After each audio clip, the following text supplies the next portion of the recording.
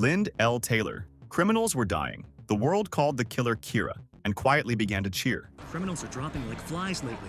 It's a little scary, but at the same time, it's kind of cool. Then the television answered back. A man appeared on screen, called himself L, and declared war on Kira to his face. What you're doing right now is evil.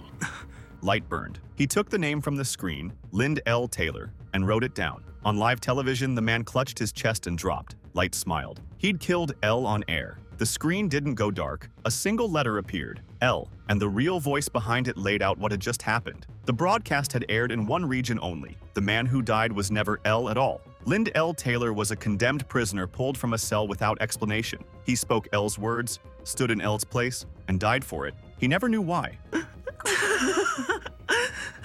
What's wrong? You got nothing else to say? By killing him, Light gave away more than he realized. Kira needed a face and a name, and he was somewhere in Kanto. One nameless man, used by a genius to catch another, discarded the moment he'd served his purpose. The first move went to L. Let's meet again soon, Kira. It cost a stranger his life to make it. The prison criminals, Light's test runs, before L, before the task force, before he ever thought of himself as a god, Light Yagami had a notebook and one question. Is this real? So I write a name and that person dies. Like anyone would believe that. So he tested it. He pulled names from the news. Criminals already condemned, faces that had already been judged by the public. He wrote them down one by one, not for justice, not yet. He just wanted to know. He learned the notebook killed by heart attack if he wrote nothing else. He learned he could set the time. He learned he could script the final minutes, where they walked, what they did, how they went down. Every rule he figured out cost someone their life.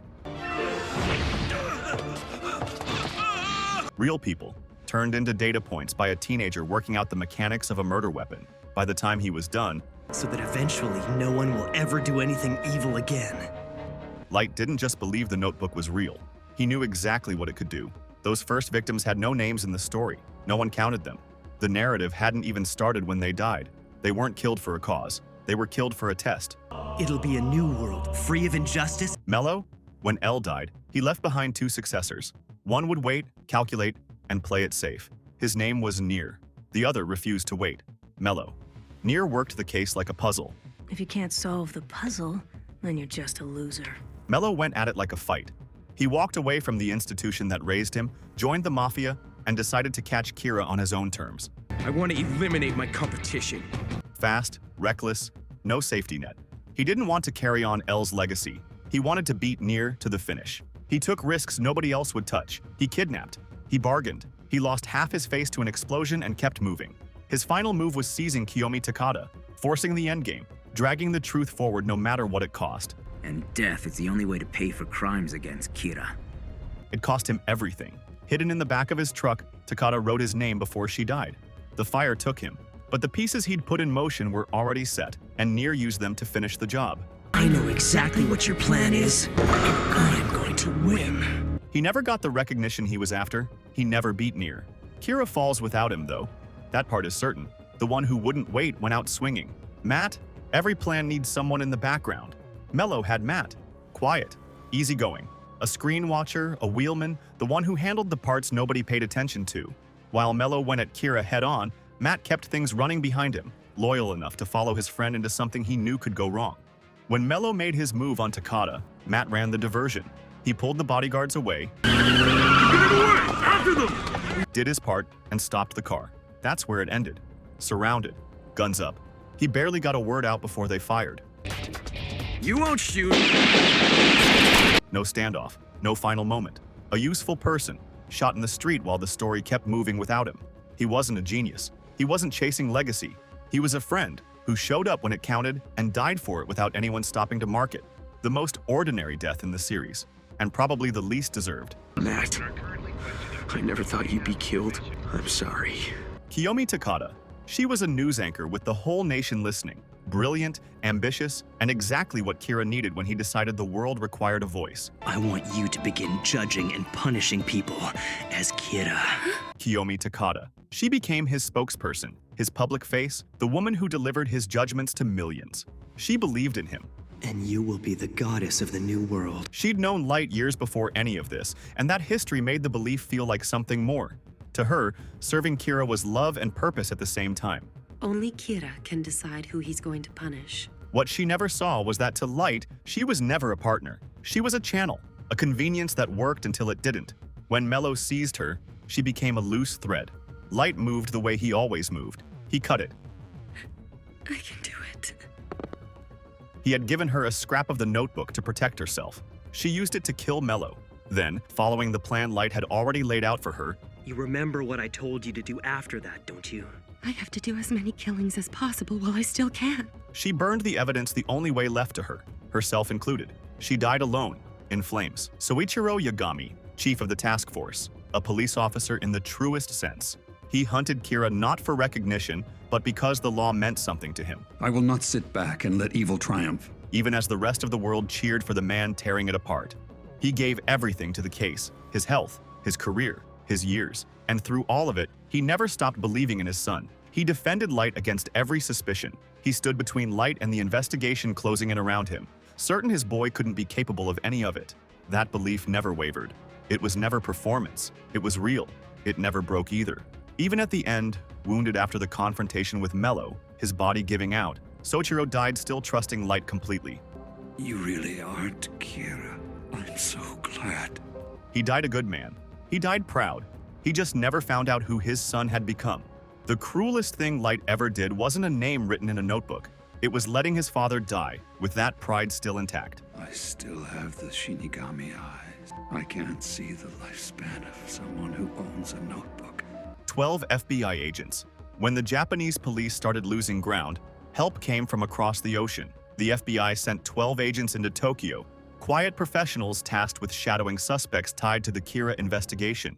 One of them was watching Light Yagami. His name was Ray Penber. Light knew he was being followed. You're being followed by another human. He's watching you right now. He didn't run. He turned it around. He cornered Ray on a moving train and forced his hand, made him write the names of every agent he worked with, all 11 of his colleagues, into the notebook. Ray didn't know what he was doing. Besides, it's not like he can kill them using just their names. He thought he was protecting himself. Instead, one man, manipulated and backed into a corner, became the instrument that killed his entire team. Across the city, 12 agents dropped. Heart attacks, one after another, no warning, no defense. An entire FBI operation gone in a single move. It's already decided. We're calling off our investigation. The last to die was Ray himself, left with just enough time to understand what he'd been made to do. Farewell, Ray Penber. Naomi Misora. She was a former FBI agent, sharp, trained, engaged to Ray Penber, one of the 12 who died the day Kira decided the law was his enemy. The world called Ray's death a tragedy. Naomi Misora called it a clue. While the police chased leads that went nowhere, she chased the pattern underneath them. It was the bus jacking. There's no way it was a coincidence. She figured out that Kira needed a face and a name, that he could control not just who died, but when and how. She got closer to the truth than anyone on the investigation. Kira can kill in a number of ways, not just with a heart attack. She decided to bring what she knew to the task force, to someone she thought she could trust. She never got there.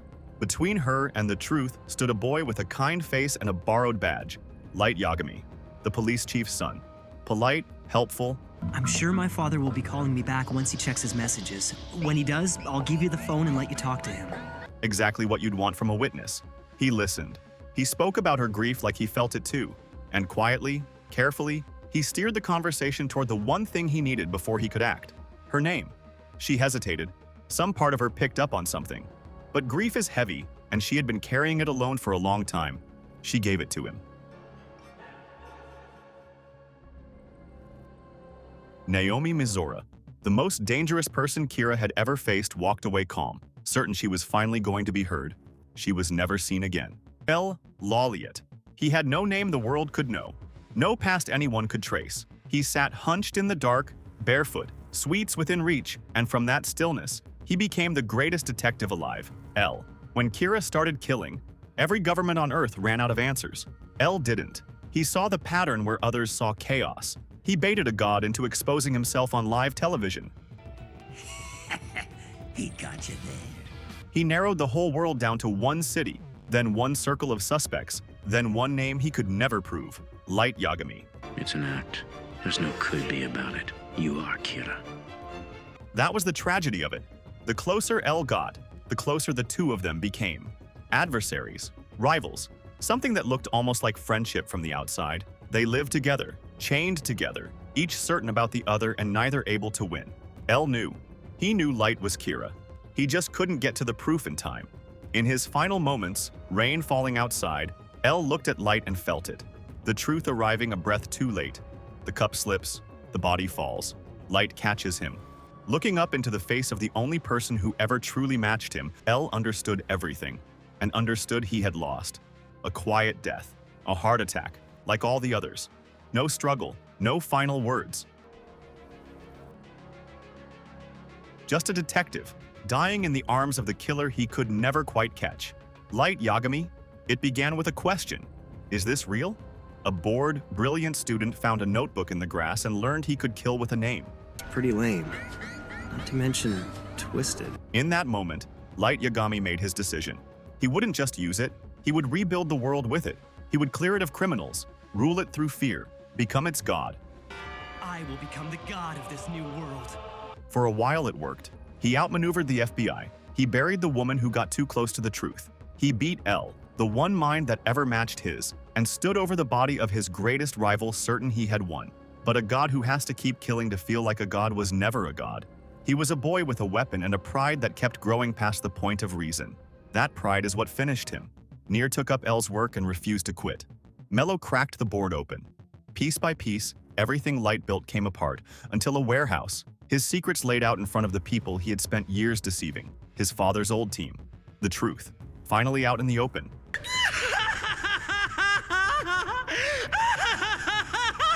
I'm not only Kira, but I am also god of the new world. And the god started begging. He shouted. He pleaded. He grabbed for a scrap of notebook that wasn't there. Matsuda's bullets hit him, and the great Kira crawled across the floor bleeding and terrified, calling for help that wasn't coming. Ryuk did what he had always said he would. He opened his own notebook and wrote one name. Well, Light, it's been interesting.